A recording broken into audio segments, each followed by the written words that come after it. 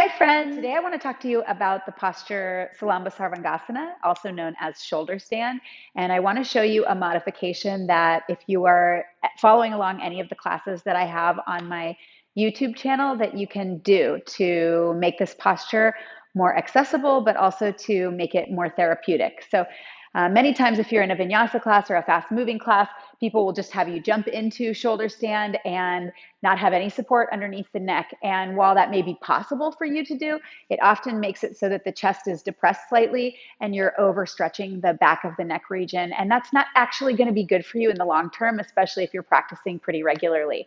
So on my other YouTube videos that you can find on my channel, you'll see that I do have shoulder stand worked into the sequences. I often practice it. I like to practice it every practice of my own practice.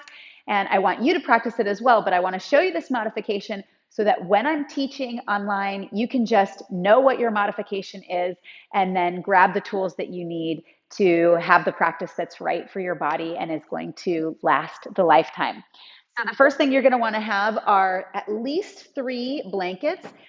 We use these Mexican blankets often. I love these blankets. They're great. You can buy them online for like 20 bucks or something. I suggest having 5 or 6 of them because you can use them for lots of things, not just your more challenging practices, but also therapeutic practices as well. I'm going to take 4 blankets. I want you to actually think about more than rather than less in the beginning. And actually over the lifetime of the practice, I'd rather you use more blankets than less blankets. So I'm going to use 4 blankets.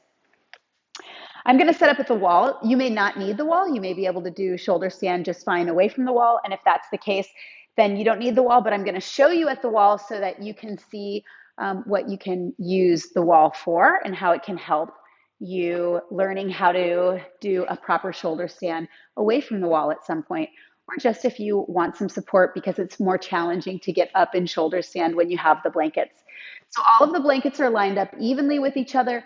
They're folded in this position, so they're just folded with a rounded edge, stacked nice and neat on top of each other. My mat is long so that my head has a surface that's soft, and then I turn the rest of my mat over so that my elbows have something to stick on. And I'm going to show you this setup up close as well in just a moment. Then I'll show you here, I'm going to lie down onto the blankets. My feet are up to the wall, so you want to be as far away from the wall as you need to be, depending on your flexibility. My shoulders stay onto the blankets. I can measure that by looking at the length of my thumb, touching the top of my shoulder with the tip of my thumb, and then the blanket roll should hit right about the space between my thumb and my first finger. And then from there, I'm going to walk my feet up the wall slightly, press my elbows into the blankets, walk my elbows closer to each other, and then take my hands onto the back body. If you're new to shoulder stand, this may be good enough for you. You can lift one leg up, and then you can lift another leg up. So I really want you to see what it's like, the difference between a shoulder stand without any support and a shoulder stand with support. There's some space at the front of the neck. The back of the head is pressing down at the rounded part of the skull. The elbows have weight in them. The tops of the shoulders have weight in them. And then the feet are semi-flexed. The toes are spread here. So the spine should be nice and lifted, the chest should be nice and lifted, and this will help you in all other areas of your life when it comes to posture. To come out, you just simply bring the feet to the wall, release the hands. I'm going to look backwards so that my head stays onto the ground as I release my buttocks down, and then I can slide myself back. Stay here for a few breaths, or if I'm doing a vinyasa practice, I can ditch the blankets and move right into whatever the next pose is. Okay, I'm going to show you a little close-up of this setup now. So you see here, I have my 4 blankets stacked on top of each other. 3 blankets is also good for most people, but if you have some shoulder problems or neck problems, then you want to add more blankets. You can see I stack them like this. You don't have to use Mexican blankets. Any blanket is fine.